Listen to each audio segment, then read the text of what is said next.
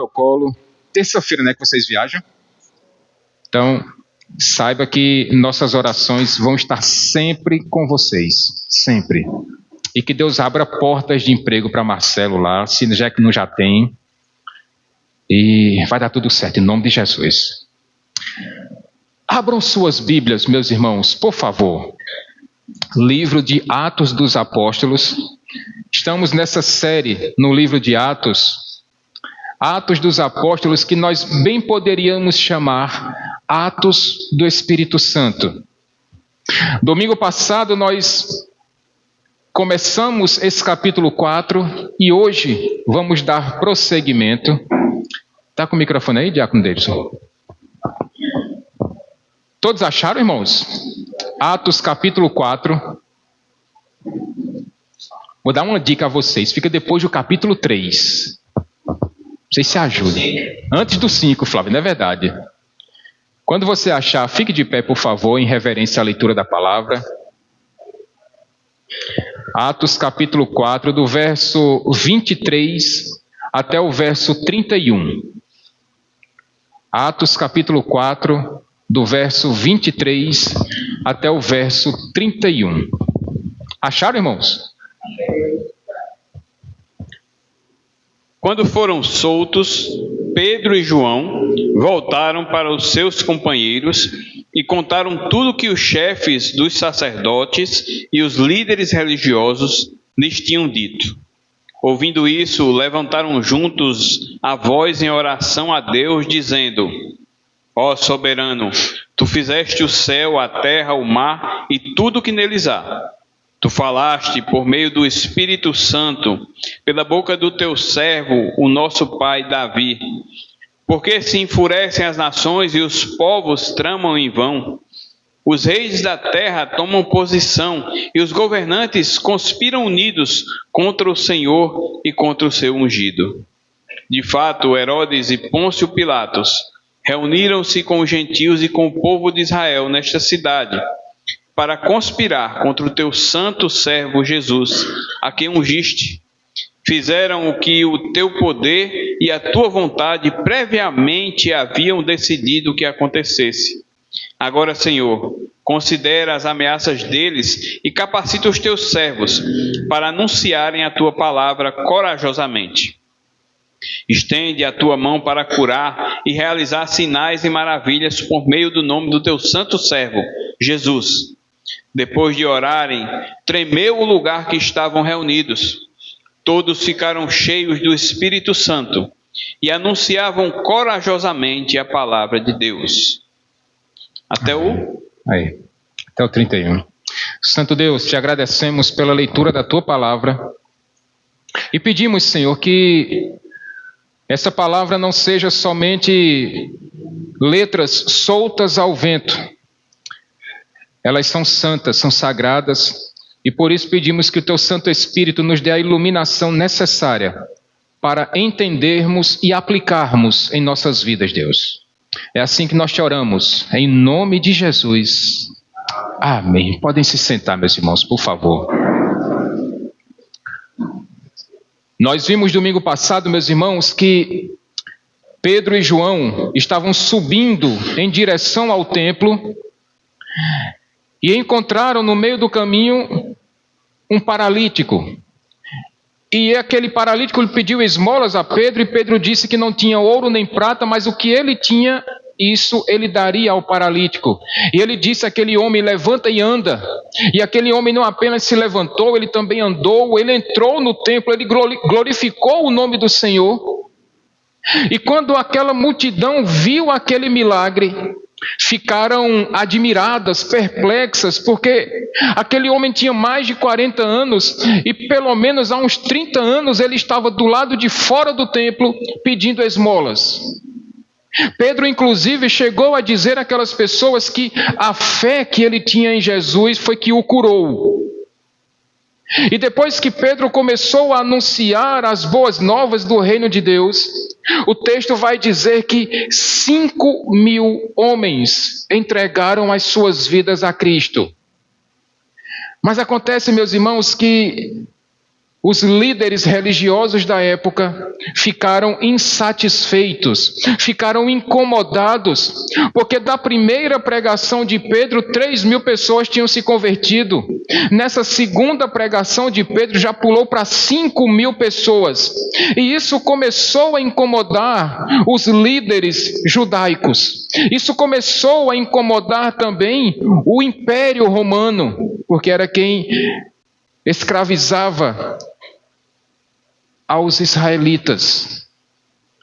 E aqueles líderes religiosos, na pessoa do sumo sacerdote, do capitão do templo, prenderam Pedro e João e disseram para eles que eles não poderiam mais falar desse Jesus, eles não poderiam mais fazer aqueles sinais, aqueles milagres que eles estavam executando em nome de Jesus, porque isso afrontava a fé dos religiosos e isso tirava deles também a autonomia que ele tinha junto ao Império Romano. Mas Pedro, cheio do Espírito Santo, ele não se submeteu àquela opressão que estava sobre ele. Ele não negociou com o pecado, ele não fugiu, muito pelo contrário.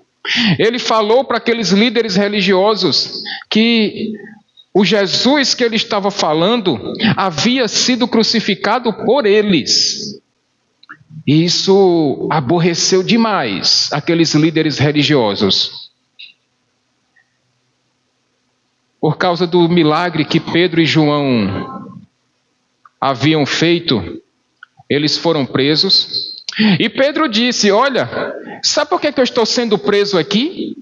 Porque eu fiz uma bondade para um paralítico. E não tinha como os líderes religiosos rebaterem aquele milagre, porque eles viram. Não foi ninguém que disse a ele, eles próprios viram. Então, meus irmãos, eles disseram a Pedro e a João: olha, nós não podemos manter vocês presos aqui.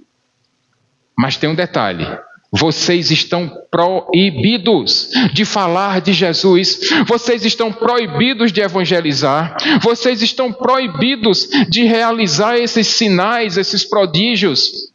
E a palavra de Pedro, meus irmãos, minhas irmãs, foi muito bonita e foi muito ousada, porque ele disse aos senhores: julguem se aos olhos de Deus importa obedecer a vocês ou obedecer ao próprio Deus. Essa foi a palavra de Pedro. E porque eles não cometeram nenhum crime, nenhum pecado, então eles foram soltos. E é agora que o texto que foi lido agora pelo diácono Davidson vai fazer sentido para você e para mim. Porque quando Pedro e João foram soltos, versículo 23 do seu texto, eu peço que você fique com sua Bíblia aberta, por favor. O texto vai dizer que Pedro e João, quando foram soltos, eles voltaram para os seus e contaram tudo o que os líderes religiosos haviam feito com eles. Isso é bonito demais, meus irmãos, porque o que está acontecendo aqui é algo que numa igreja saudável precisa ser uma característica presente, que se chama acolhimento. Acolhimento. Pedro e João poderiam ter ido para qualquer outro lugar, mas qual foi o primeiro lugar que eles pensaram? Qual foi o lugar que eles consideravam como sendo um lugar seguro, um lugar de refúgio, um lugar de descanso, um lugar de proteção, um lugar de abraços, um lugar de consolo e de conforto? A própria igreja. E eu fico muito feliz, eu fico muito tranquilo em dizer isso, meus irmãos. Luiz, Ana Cristina, vocês devem ter percebido que eu não enxergo. Mas o fato de eu não enxergar não foi nenhum empecilho para que eu fosse bem acolhido nessa igreja antes que eu chegasse aqui. Porque é muito estranho para as pessoas, Leandro, é muito estranho para as pessoas, ainda hoje, eu não sei se aqui em João Pessoa, além de mim, tem algum outro pastor deficiente visual. Eu não conheço. Mas isso não faz de mim, Elza, Vanildo, um ser diferente. Não. Eu sou tão servo, tão pecador quanto qualquer um. Mas eu fui tão bem recebido nessa igreja, meus irmãos. Antes mesmo que eu tivesse sido ordenado, quando eu cheguei aqui como missionário, eu fui muito bem acolhido e tem aqui muitas pessoas que estavam lá naquele momento, quando eu fui recebido nesse lugar. E depois que eu fui recebido aqui, e muito bem recebido, outras pessoas têm chegado. Tem chegado a família do diácono Davidson, com Cícera, que infelizmente não pôde estar aqui hoje, com Thomas. Depois chegou o Daniel e Cleide. Pouquinho depois chegou o Diego. Aí depois veio Luciana, com Laura, Eloá. Depois trouxe Bianca, Flaviano, Lilian, Elza, Vanildo. Quem mais, Jesus? Outras pessoas foram chegando, que não estão aqui hoje. Saulo, que não está aqui hoje. Luiziane, que não pôde estar aqui hoje. Outras pessoas foram chegando e foram se incorporando à nossa família de fé. E uma característica que eu não abro mão nessa igreja é de um bom acolhimento. Não importa como é que você chega nessa igreja, não. Porque, meus irmãos, igreja não é lugar de gente saudável. Igreja, Elza, é lugar de pessoas que foram machucadas lá fora e procuram aqui alguém que trate suas feridas. Uma igreja saudável, ela recebe pessoas que vêm doentes, talvez doentes não apenas fisicamente, doentes emocionalmente, doentes espiritualmente, doentes sentimentalmente, e é nesse lugar onde as pessoas precisam receber esse acolhimento verdadeiro e sincero. Igreja, meus irmãos, minhas irmãs, é um lugar que recebe pessoas que foram rejeitadas pelo mundo. Talvez você tenha tido uma experiência negativa de ter feito uma visita em alguma igreja e porque talvez você não se enquadre nas normas exigidas pela sociedade, as pessoas olham com um olhar diferente para você e quase que vão escanteando você. Uma igreja saudável não faz isso, meus irmãos. Uma igreja saudável recebe todas as pessoas de portas abertas, de braços abertos. Nós recebemos todas as pessoas. Nós não sabemos a realidade de quem está adentrando essas portas. Mas uma coisa eu tenho certeza: todas as pessoas, Leandro, Poliana, que entram pelas portas dessa igreja, estão procurando acolhimento de Cristo e da família de Jesus Cristo. Todas as pessoas que entram em uma igreja estão procurando por isso. É evidente que a palavra de Deus é o mais importante, mas esse acolhimento faz toda a diferença. Eu nunca me esqueço, meus irmãos, quando eu congregava em outra igreja, que uma jovem, assim como Bianca e Laura, e deixa eu dar um testemunho aqui. Sabe qual é o abraço mais caloroso que eu recebo nessa igreja? Laurinha que está aqui. Laura é quem me dá o abraço mais caloroso. Eu nunca disse isso para ela, eu nunca disse isso para a igreja, só disse para a Elisângela. Mas é o abraço mais apertado que eu recebo, meus irmãos, minhas irmãs. Todas as vezes que Laura chega com Luciana, é o abraço... Oi? Ficou com vergonha, Laura? Fique não, filha, fique com vergonha não. É o abraço mais caloroso que eu recebo, meus irmãos. Mas... de verdade, uma jovem de 13 anos abraçaria uma pessoa que ela não confiasse? Eu tenho certeza que não. Eu tenho certeza que não. Mas isso só acontece porque esse lugar é um lugar confiável para a sua família. Esse lugar é confiável para o ensino dos seus filhos.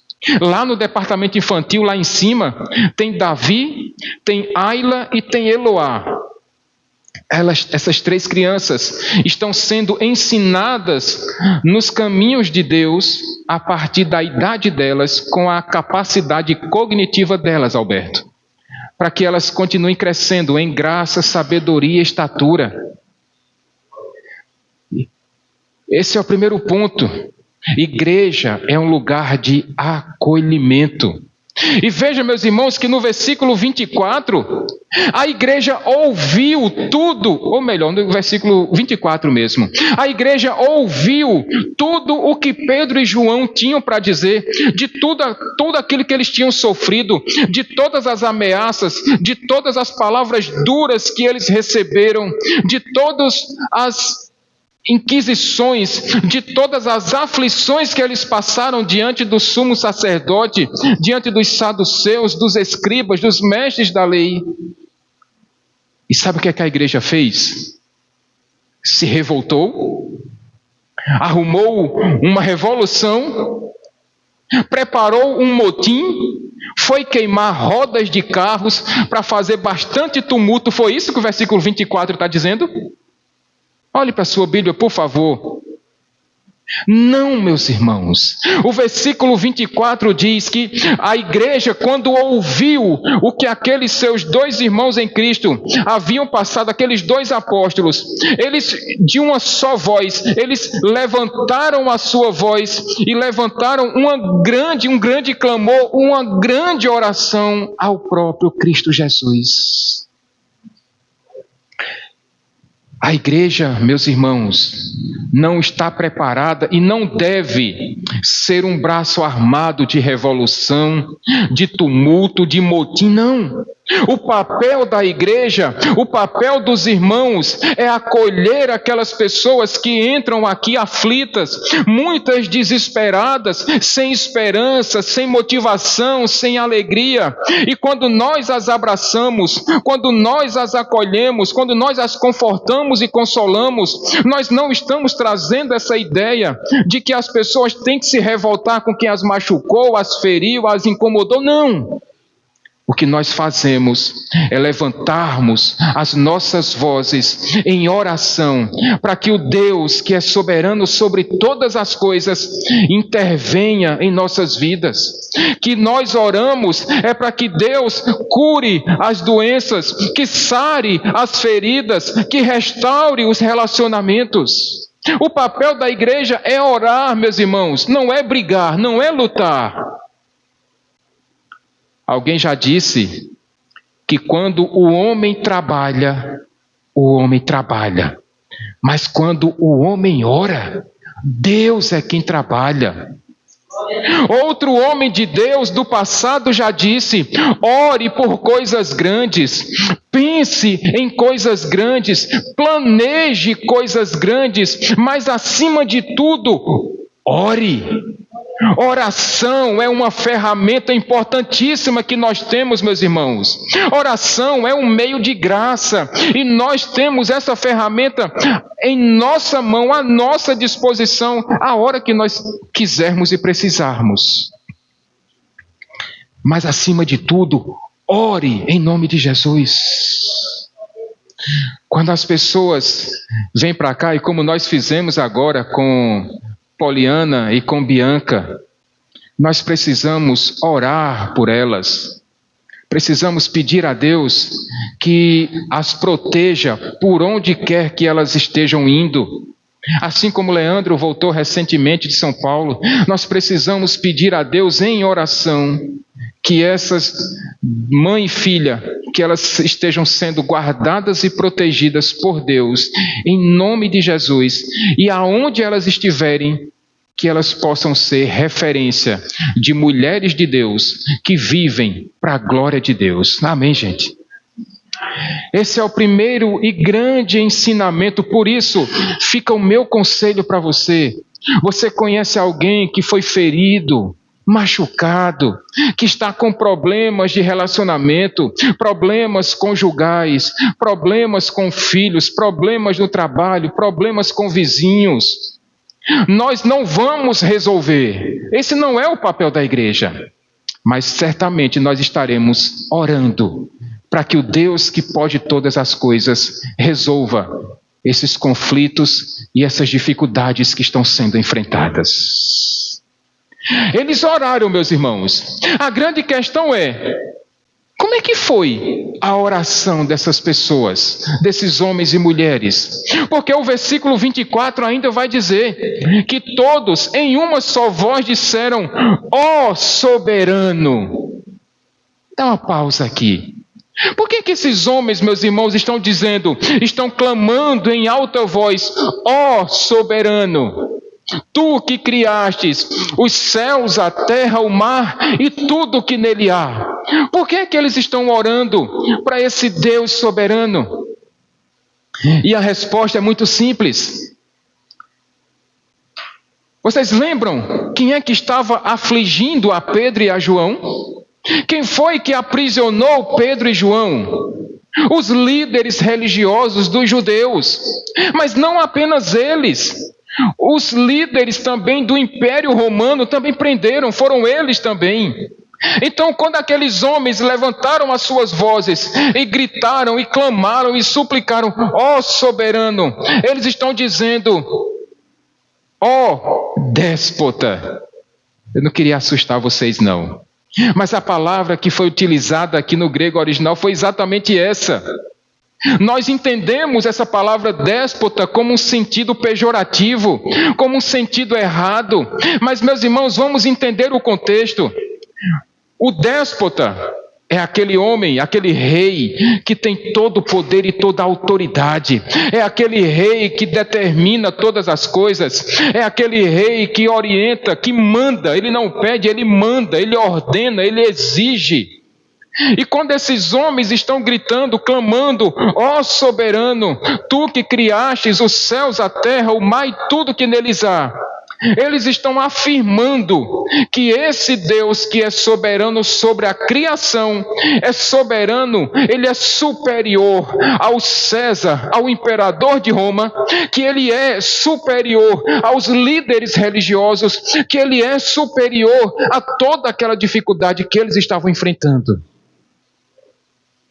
Esse é o Deus soberano sobre toda a criação, a quem nós adoramos e reverenciamos todos os cultos aqui nessa igreja.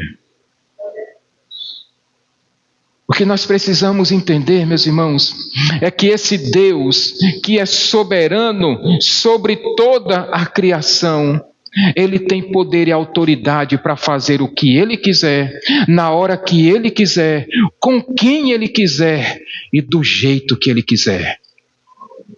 Mas tem pessoas que não entendem, não aceitam isso. Talvez você já tenha ouvido muito, dependendo de qual igreja você frequentou, de qual lugar você aprendeu, de qual fonte você bebeu.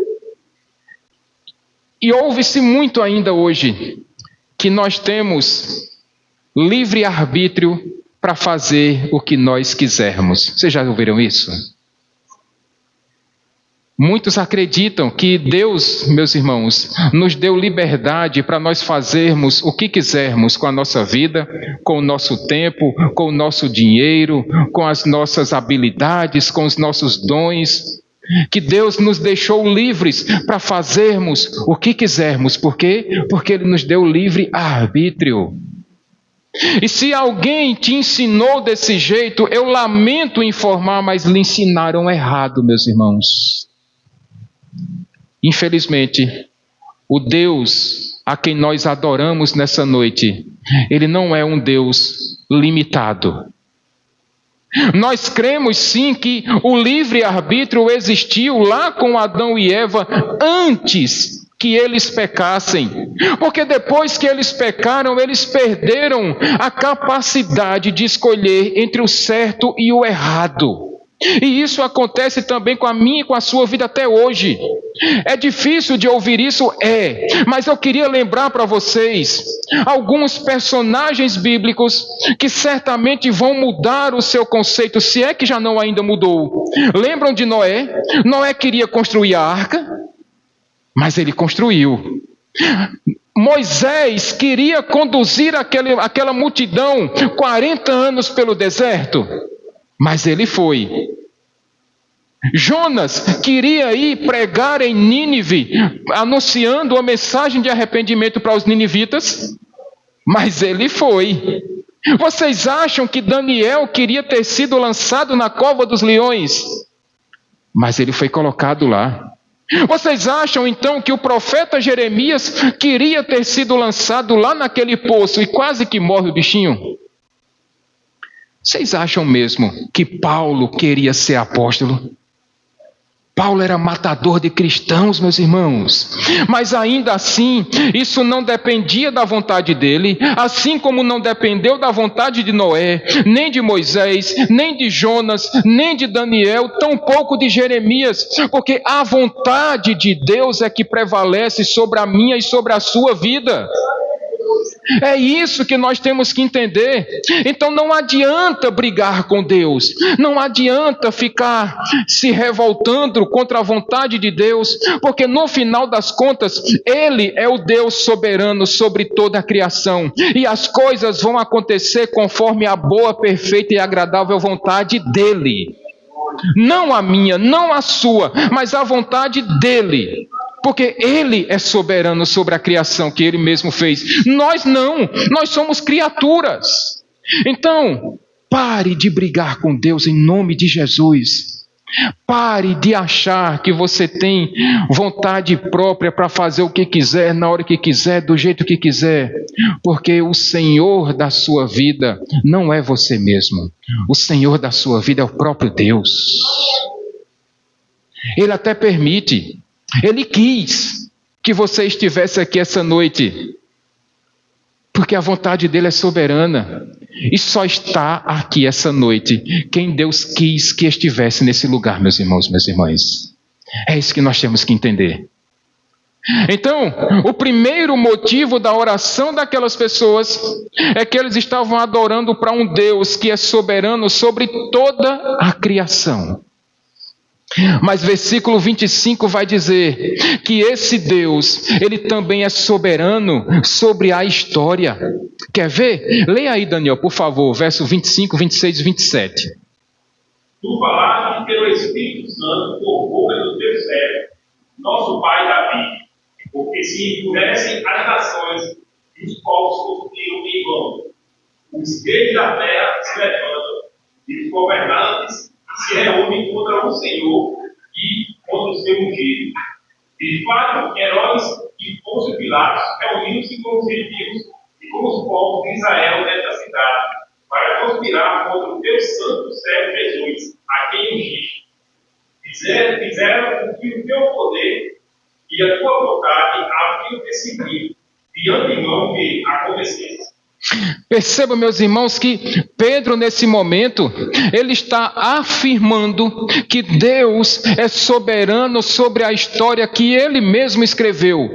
Pedro vai se lembrar, inclusive, do Salmo 2, que ele cita nesse momento aí. Ele diz que o Espírito Santo falou por meio do rei Davi. E lá no Salmo 2, Davi disse que aquelas autoridades, aqueles homens perversos, perseguiriam o ungido de Deus. É evidente, meus irmãos, que Davi, que viveu aproximadamente 1000 anos antes de Cristo, ele não sabia o que ia se passar com a vida de Jesus Cristo.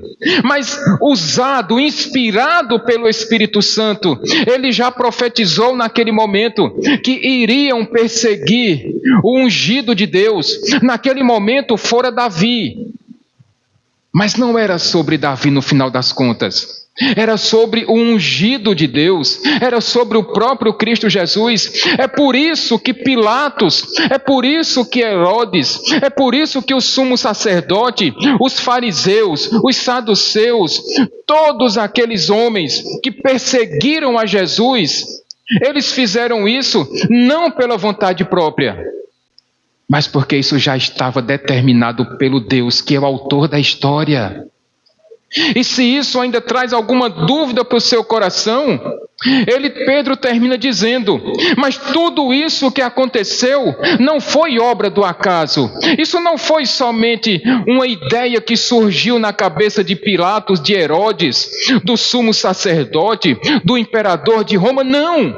O que eles fizeram e do jeito como eles fizeram, o texto vai dizer que isso foi determinado de antemão por Deus. Tudo o que eles fizeram foi determinado por Deus antes mesmo da fundação do mundo, meus irmãos.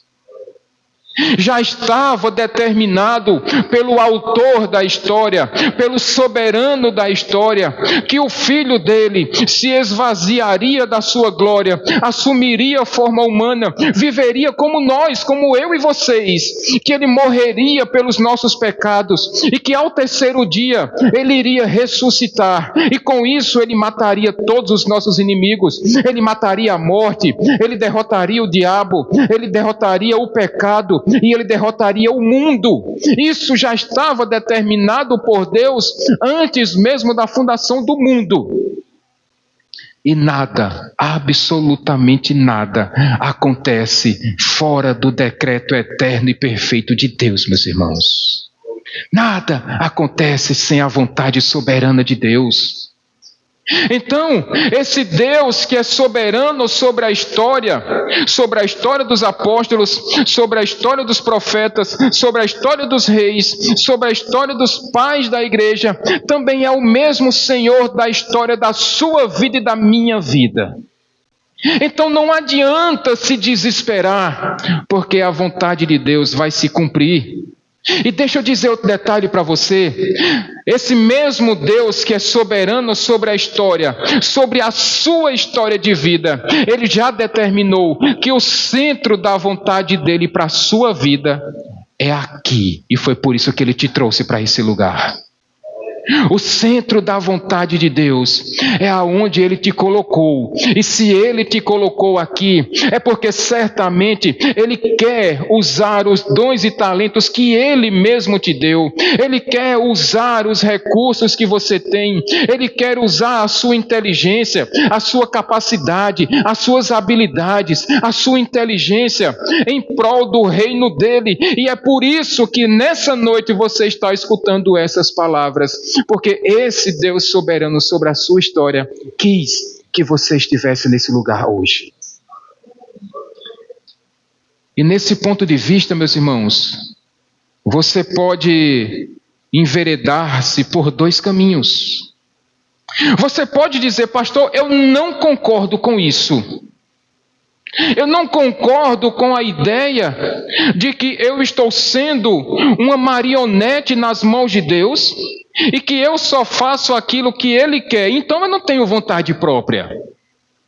Não é assim, meus irmãos. A soberania de Deus não anula a responsabilidade humana. Deus quis que você estivesse aqui essa noite. Mas você tomou a decisão de escolher a roupa que você quis vir. Deus te deu liberdade para você resolver, decidir se você viria ou não para a escola bíblica. Ainda que eu espero que nesse domingo não, mas a partir das próximas aulas, esteja na igreja, por favor. Não deixe de vir, não. Valorize o tempo que o professor gasta preparando aula, pensando em você, com mensagens, com ensinamentos que vão edificar a sua vida. Foi dito hoje, inclusive, uma passagem lá da segunda carta aos Coríntios, que muitas pessoas acreditam que a letra mata, mas o Espírito vivifica, quando na verdade essa palavra de Deus é que nos capacita, que nos fortalece, que nos sustenta. É essa palavra de Deus que é o alicerce para nossas vidas. Então a palavra de Deus não vai nos matar, vai nos deixar mais preparados para lidarmos com as situações da vida. Então, Deus, Ele não é aquele Deus carrasco que só usa você como um boneco, não, meus irmãos, minhas irmãs. Deus, Ele te ama tanto que Ele quis que você estivesse aqui hoje, mas Ele te dá liberdade para você adorá-lo, para você cultuá-lo, para que você faça isso com temor e tremor diante dEle.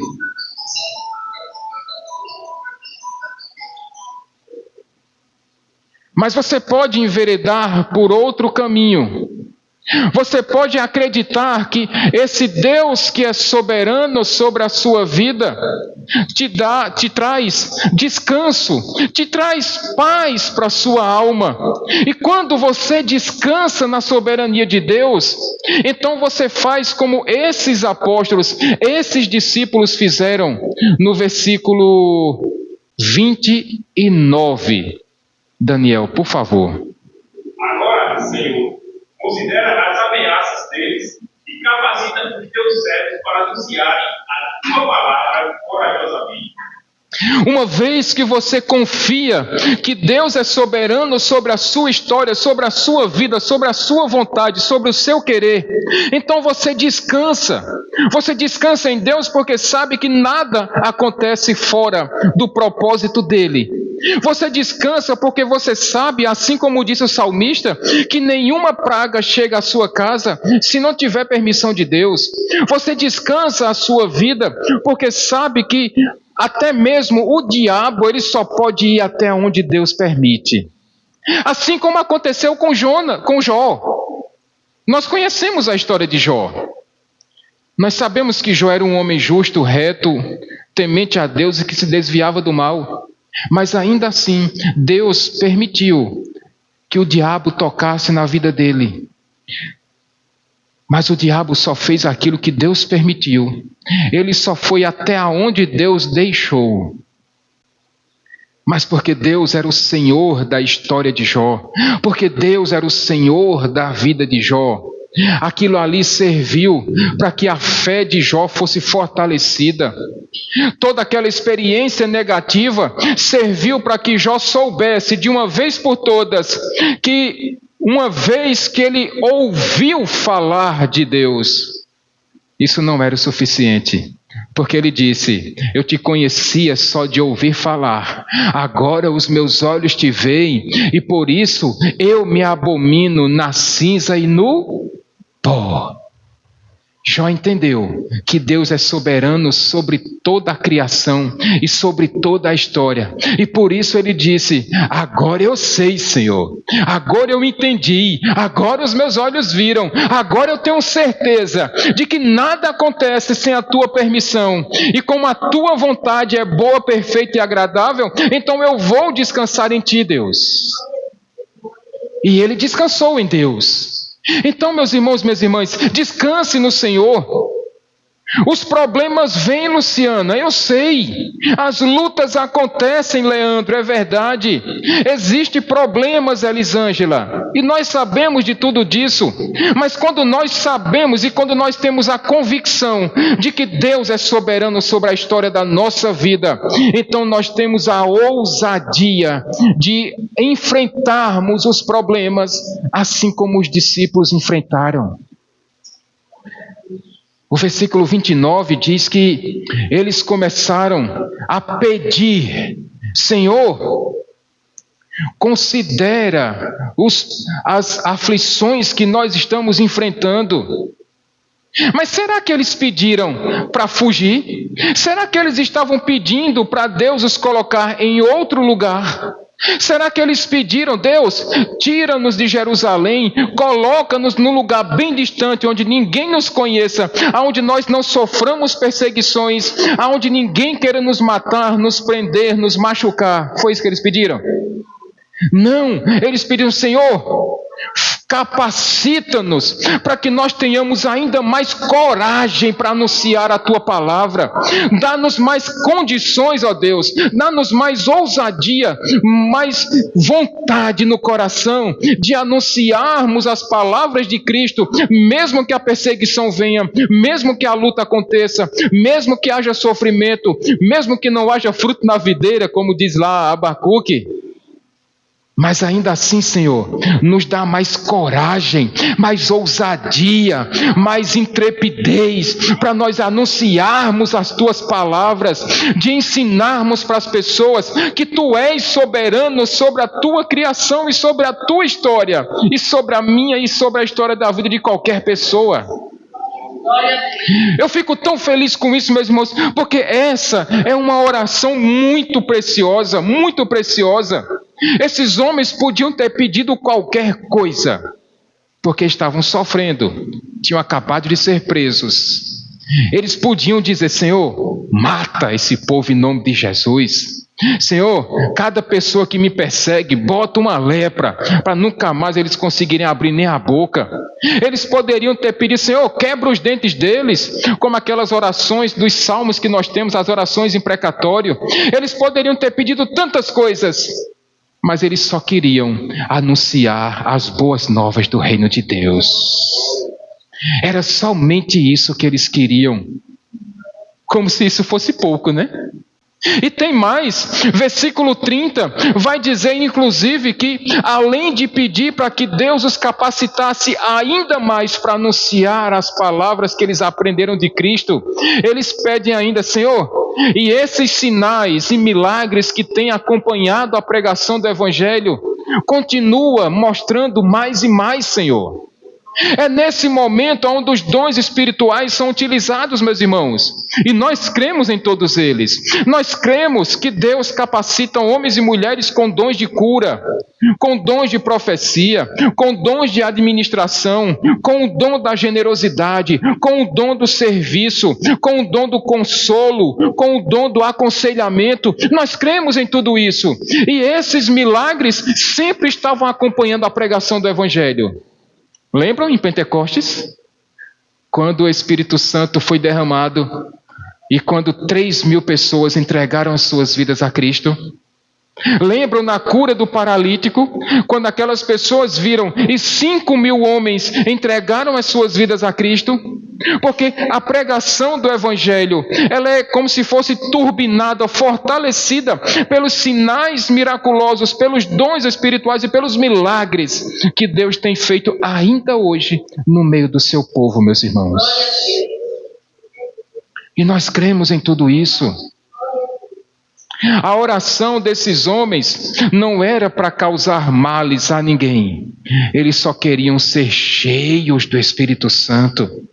Eles só estão pedindo a capacitação do Espírito. Eles só estão pedindo o poder, porque nós só vamos ter essa ousadia santa quando nós formos cheios do Espírito Santo e recebermos esse poder que vem do alto para anunciarmos as grandezas do reino de Deus. E essa passagem termina no versículo 31. E esse foi o motivo pelo qual eu orei a semana toda, meus irmãos. Versículo 31 diz que aqueles homens, após terem terminado essa oração, aquele lugar tremeu, e eles foram cheios do Espírito Santo e saíram anunciando as palavras que o próprio Cristo os havia ensinado durante 3 anos e meio. Eles estavam o quê? Cheios. Não era meio copo não, meus irmãos. Eles estavam cheios do Espírito Santo, transbordantes do Espírito Santo. Eles estavam vivendo a plenitude do Santo Espírito. E só tem essa ousadia quem está cheio desse jeito do Espírito Santo. É nesse momento aonde você vai ter essa ousadia santa para se aproximar, Daniel, de pessoas que estão machucadas, desesperançosas, e você chegar para ela e dizer: ei, tem jeito para você. Eu sirvo a um Deus que é soberano sobre a história da sua vida, e Ele pode restaurar a tua fé, e Ele pode restaurar o teu ânimo, e Ele pode restaurar os teus relacionamentos. Nós cremos num Deus, Lena, que é Senhor, soberano sobre a sua história, e na hora que Ele quiser, essa glândula vai ficar limpinha de novo. Nós cremos num Deus que é soberano, meus irmãos, sobre a história de cada um aqui, que assim como aquele médico disse, Leandro, que ia ter que cortar o braço, e nós levantamos um clamor aqui na igreja. E esse Deus que é soberano sobre a história da tua vida, Ele poupou o teu braço. E hoje ele está funcionando aí para a glória de Deus. Nós cremos no Deus soberano, que no dia que Elza ligou, pastor, Davi estava passando mal, ele saiu daqui de casa sem respirar, e nós levantamos um clamor, estávamos ali, eu e Elza, ela de um lado e eu do outro do telefone, e nós clamamos e suplicamos, e antes mesmo que nós pensássemos, Deus já estava intervindo na história de Davi.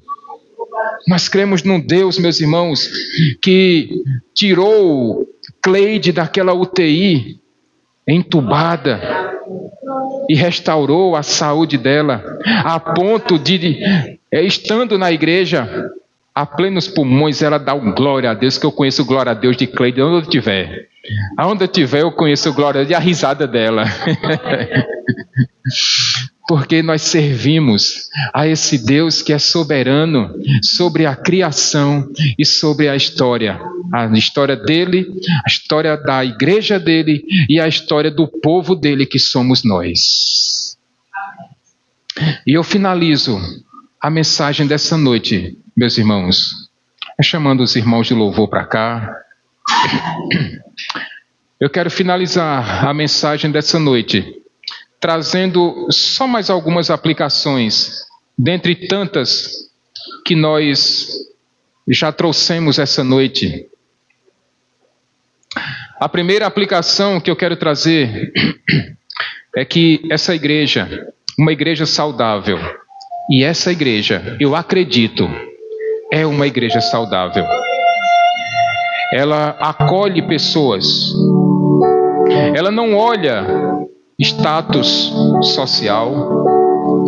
Essa igreja, ela não olha comportamento físico, ela não olha a roupa que você está usando, ela não se preocupa se você está usando óculos ou não, se você tem um cabelo que arrasta no chão ou se você usa um cabelo curto.